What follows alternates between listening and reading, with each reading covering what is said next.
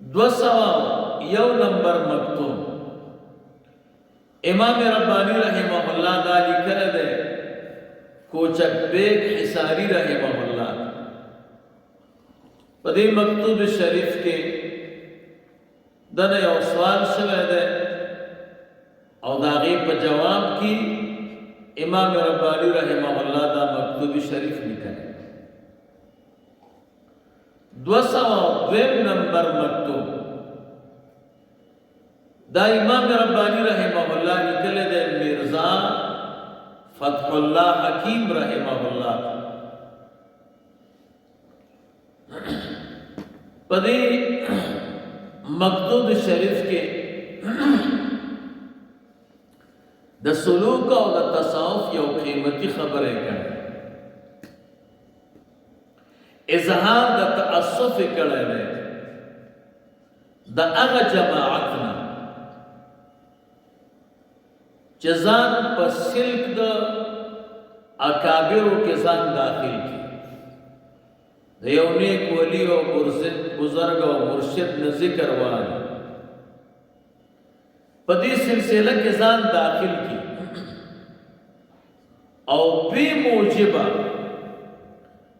دا خپل شیخ او دا مرشد سر رابطہ ختم کی کل سوائی ما دا یو سڑیوی ما دا یو پیر سے ام نا ذکر آگستا ہے اسی پریگدم مائی ونی وی ما تا فیض نرائز نما ورطوی دا فیض مثال خود باران میں باران پٹول زمک کی بوٹے زرگونی یا نزرگونی دا زمک کار ہے دستا دا مرشد غلطی نه دا دستا خپل غلطی نه علماء دا سلوک وی دا فیض او دا باطنی توجہ مثال دا موبیل دا بلوتوت تے یو موبیل کی چه بلوتوت خلاصی او بلکی نئی خلاص نو دا یو موبیل نبل موبیل دا شرین نزی طریقہ دا چه یو موبیل بم خلاص کی او بل بم خلاص نو چه دوارا بلوتوت خلاصی نو بیا دا یو موبیل نبل موبیل تا شرین نزی ستا کا مرشد کامل دے خود تا دخپل زڑم مخ مرشد طرف تا نکے تا تیس میں رہزی پکار دادے چی دخپل زڑم مخ او توجہ خپل مرشد طرف تکے نو چی اغدر تا توجہ کی بیا برازی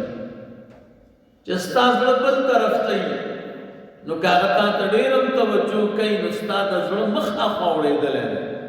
کہ اس نو کرزی لکہ یو سڑے چی چاہتا کاسا ہونی سی پیالا ہونی سی چی دے کی شودے واچاو دے کی اوبا واچاو اگر سڑی سر بر شودی اوبوی و تب گلاس او جام صحیح نہیں سی کتا نسکورونی و اس پکی دلتی اقبلان دیزی ناول بتا دا معلوم ہے چی دا غلطی اس ماں کے دا او کزما مرشد کے دا امام ربانی رحمہ اللہ دی مسئلے بانے بحث کرے او اظہار دا تعصف کرے دے چی دیر خلق زان پر سلوک او تصوف کے داخل کی دا کابرو پر اتار کے زان داخل کی غلطی نکی او بے موجب وائز ذکر پریگدم او دا دیا کابرو دا لمن پریگدم نو پدی بانے امام ربانی رحمہ اللہ اظہار دا تعصف کا 203 نمبر مکتوب دا امام ربانی رحمہ اللہ ملا حسینی رحمہ اللہ کا لکھل ہے پدی مکتوب شریف کے دو خبروں بارے بحث کریں یو خبر ادا دا چی نقشبندی مبارکے کم سالکان شدی اور مشایخ شدی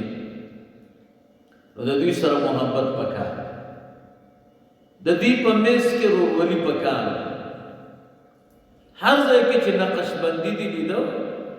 مینه به ورسره کوي، محبت به ورسره کوي. دویم نمبر بحث په دې کوي چې د اهل سلوک او اهل تصوف والا سره خاص کر د نقش بندي مبارکه چې کوم متعلقین دي نو د دې جلیس او ناس تړي الله تعالی د شقاوت نه محفوظ کړي. دا الله تعالی د اشقیاء په صف کې هغه نه راغلی. 204 نمبر مکتوب دا امام ربانی رحمه الله لیکلی دی میر محمد نعمان بدخشی رحمه الله. په دې مکتوب شریف کې امام ربانی رحمه الله دې مسلې باندې بحث کوي چې ډېر اهل الله داسې دي چې هغه د اهل خسران نه تنګ دي. اولیاء او بزرگان باندې ډېر امتحانات دي. بیکار خلک ورپسې خبرې کوي، ازارې تکلیفې. نو اهل سلوک والا ته څه پکار دي؟ اهل سلوک والا ته دا پکار دي چې د اهل خسران دغه خبرو ته او د دوی د ضرر طرف ته توجه وکړي. د خپل ذکر کوي او خپل اسباب دی وایي او دا فکر دی کوي چې ما پسې هیڅ خبرې نه کوي. د دوی د خبرو او د ضرر په وجه باندې ځان ته به تکلیف نه ورکوي او ځان به د دوی په غم باندې نه مشغولوي. 205 نمبر مکتوب